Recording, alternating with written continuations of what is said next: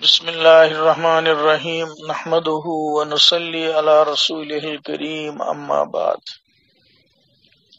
ہر کام جو آدمی کرتا ہے اس کے لیے دو چیزیں ضروری ہیں۔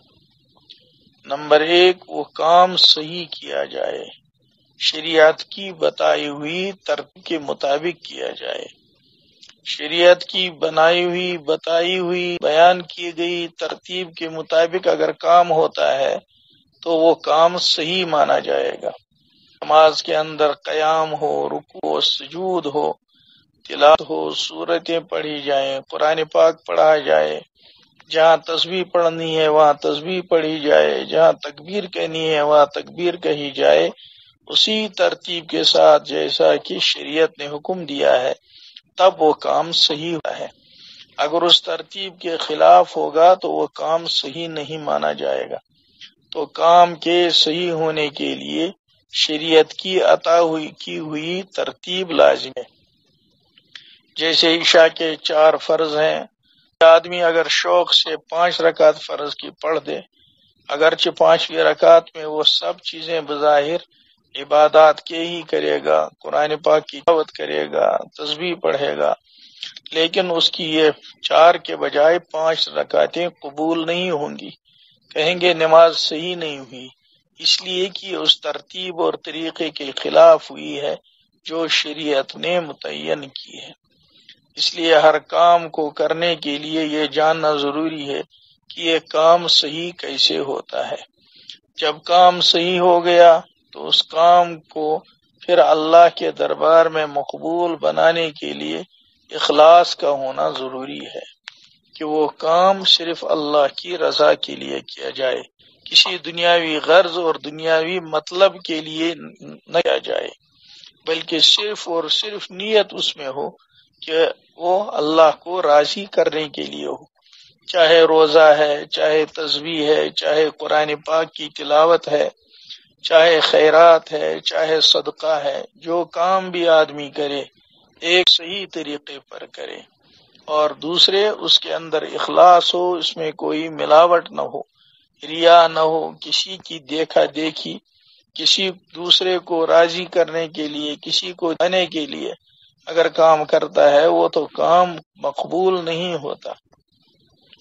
لیکن شبہ آدمی کی اپنی محنت سے جب کوشش کرے گا، محنت کرے گا، جب اس کے لیے مجاہدہ کرے گا تبھی وہ کام وجود میں آتا ہے۔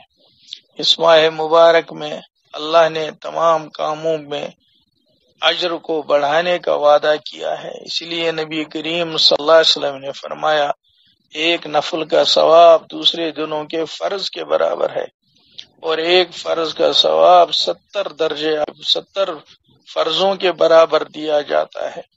تو کاموں میں ثواب میں بڑھوتری ہے، زیادتی ہے۔ جب ریٹ اچھے ملتے ہیں تو لوگ کوشش کرتے ہیں کہ اچھے سے اچھا کریں اور زیادہ بہتر کریں، جلدی کریں۔ اسی طرح سے یہ موقع اللہ نے رمضان المبارک کا غنیمت کیا ہے۔ آدمی کا خالی وقت بیکار نہ گزرے، اس نوافل پڑھیں گے تو فرائض کا ثواب ملے گا۔ بعض لوگ ذمہ نمازیں باقی ہوتی ہیں، قضا ہوئی ہوتی ہیں، ان کو ادا کر سکتا ہے حساب کر کے، فرائض میں اور واجب میں اس کی آدمی قضا کر سکتا ہے، جو چھوٹی ہوں حساب لگا کر ان چھوٹی ہوئی نمازوں کی آدمی قضا کر سکتا ہے۔ خالی اوقات میں تلاوت کر سکتے ہیں، عام حالات میں آدھا پارا چوتھائی کا تلاوت کرتے تھے، رمضان المبارک میں موقع ہے اور زیادہ تلاوت کرے۔ عام حالات میں ذکر اللہ 100-200 تسبیحات 100-200 کرتے تھے، رمضان المبارک میں موقع ملا اس کو اور آگے بڑھانا چاہیے، خیر کے کاموں میں اور زیادہ کوشش کرنی چاہیے۔ موجودہ حالات میں بہت سے لوگ جن کے پاس کھانے کو، پینے کو، استعمال کو چیزیں نہیں ہوں گی کا خیال کریں گے تو اجر بہت زیادہ ہے۔ رمضان المبارک میں صدقہ فطر کو بھی مشروع قرار دیا ہے، اس کا حکم دیا ہے شریعت نے۔ یہ اسی لیے ہے کہ غریبوں کی آدمی خبر گیری کرے، اور جب دیکھ لیا کہ چاروں طرف حالات ایسے ہیں، تنگی ہے، لوگوں کے کھانے پینے کو نہیں ہے، تو آدمی کے لیے مناسب ہے کہ ان دنوں جو سادہ رہے، یہی سادہ زندگی گزارنے کا آدمی معمول بنائے۔